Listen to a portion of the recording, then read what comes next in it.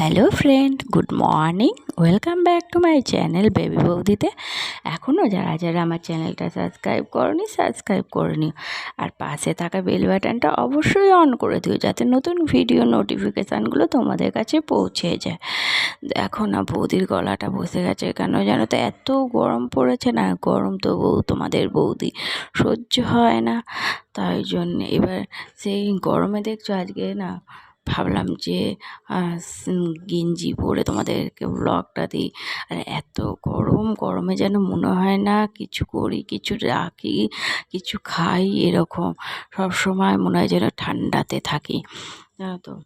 যাই হোক, আজকের লুকটা কেমন লাগছে অবশ্যই কমেন্ট করে বলবে, বুঝেছো? আর কি বলো তো, এত গরম পড়েছে, সবাইকে বলবো গরমে খুব সাবধান থাকবে, কারণ এত রোদ্দুর, বাইরে এত লু হয়েছে না। গরম তো অবশ্যই আমার সহ্য হয় না, কিন্তু কিছু করার নেই, গরম এত। তবুও একটা ছেড়ে দুটো পাখা চালায়। আর যে ঘরটাতে ভাড়া আছি না, তোমরা বিশ্বাস করো, মানে পাকা ঘর হলে কি হবে, মনে হবে যেন অ্যাডবেস্টারের ঘর। গরম ভর্তি, মানে তাপ ছাড়ে এমন, জানি না ভগবান জানে কি কপালেই না কষ্ট, এরকম অবস্থা দিয়ে যে নিজের ঘর না থাকলে যা হয়। তাই তো বলছি তোমরা আমাকে সাপোর্ট করো একটু, অন্তত ওকে নিজের ছাদটা তো করতে পারবো। যাই হোক, ভাবলাম যে তোমাদের সাথে একটু কী বলো তো, শরীরটা তো এই গরমের জন্য না, শরীরটা ভালো নেই। ভাবলাম কি ভ্লগ দেবো, কি করব তোমাদের সাথে, তাহলে একটু টাইম স্পেন্ড করি, একটু গল্প করি। তো সেই হিসাবে ভিডিওটা স্টার্ট করলাম, যাতে তোমাদের সাথে একটু গল্প করা যায়। তো দাঁড়াও একটুখানি, কী বলো তো, আসলে আমাদের না ঘরের পেছনে না, ওই বললাম না কাজ হচ্ছে, তো এত আওয়াজ, ওই আওয়াজে কোনো রকম কোনো মানে কথা বলা যাচ্ছে না ঠিক মতন, ভিডিওগুলো ঠিক মতন, মানে সারাক্ষণ মানে কি বলবো, ওই কী সব মেশিনে বলে ওই আওয়াজ হতেই আছে। যাই হোক, আর শুধু পেছনে না, আবার সামনের দিকেও সে গাঁ করে গান চালিয়েই রাখে সারাক্ষণ। কী আমি করবো, এই কারণে না না ঠিক মতন ঘুম না।